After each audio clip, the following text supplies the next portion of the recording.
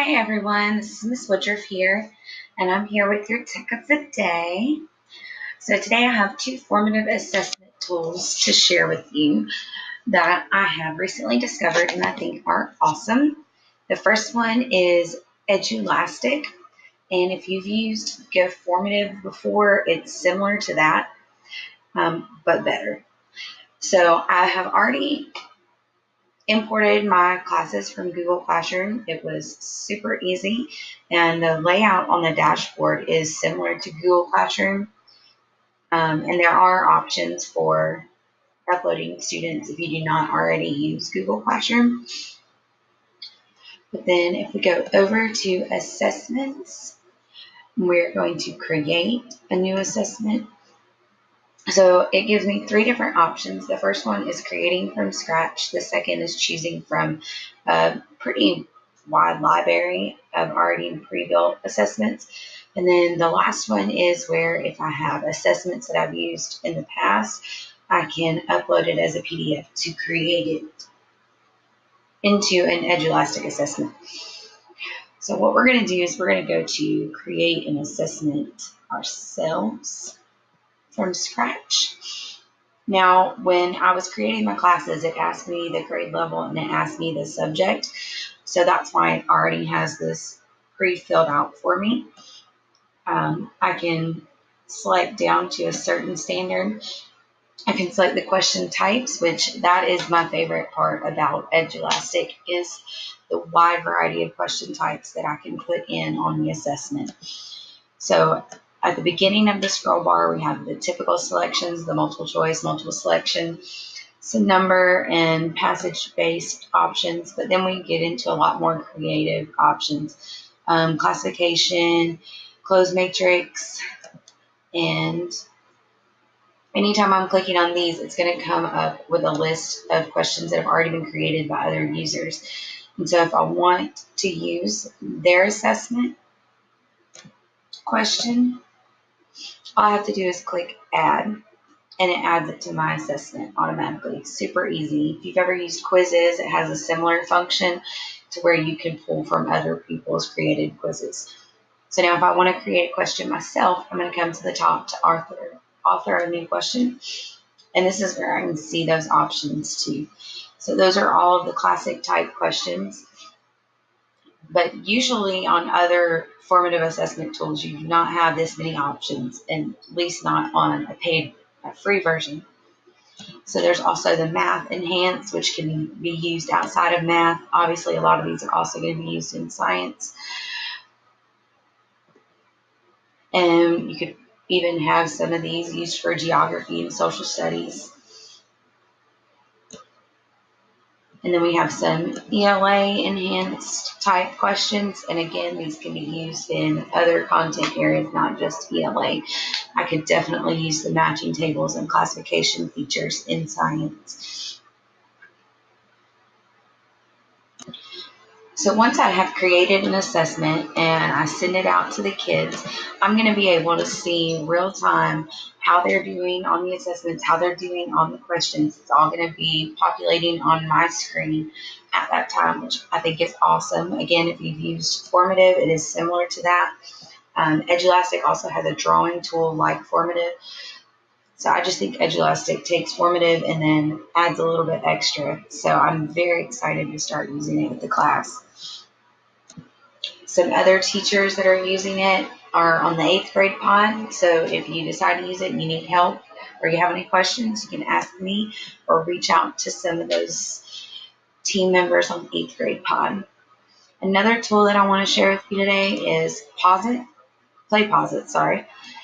And this is one of those tools that you can make a video become interactive for the students. So I have a video that I was working on earlier, and I started with Edpuzzle and decided to come back to PlayPosit because this particular video is perfect for what I want to teach, except it has a 2-second portion of the video in the center that is very inappropriate.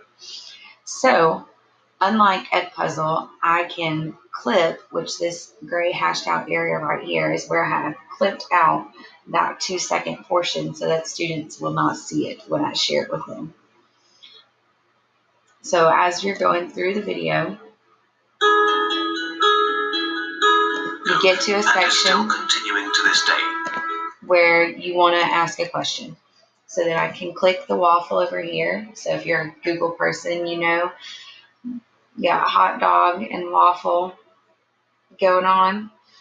All right. So again, I can trim the video if there's something at the beginning or something at the end that isn't as important, or I can add questions. Now watch how many options are available here in the questions. We can add multiple choice questions, free response. We can just pause and have students think for a minute about what was just said or shown in the video.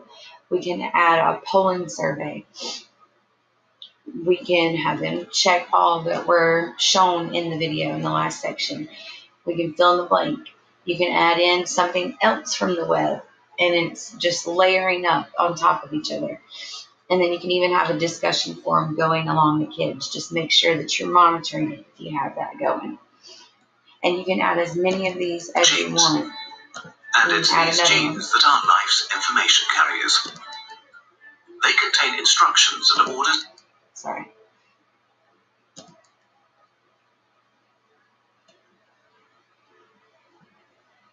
So if I had finished creating that question, I could create another question.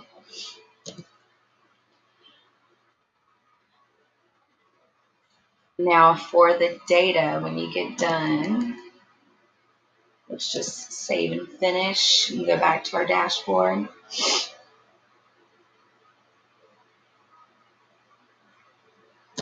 Right, so if I click over here at the hot dog, it's going to bring up my options on the side where I can share it to Google Classroom. I can preview it, broadcast it. Here's where I can monitor it while it's being assigned, while it's live and it's active. And then the results, I can export them out. So, like I said, with the classes, I just automatically uploaded them from my Google Classroom, and it was super easy. And you can divide into units so that you're adding your videos into the unit that they go into.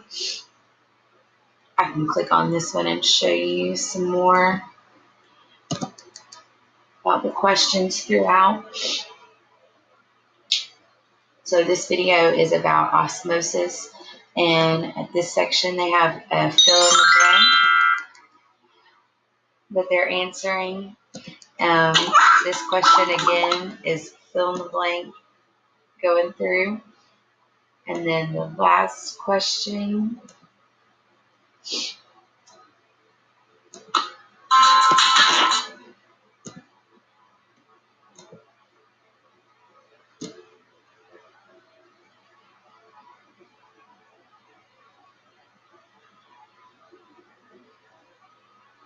and then a free response at the end. So a lot of fill in the blank and then free response at the end and one multiple choice. So I hope you guys are excited about these tools and look further into them to see how you can use them in your classes. Thank you. Bye.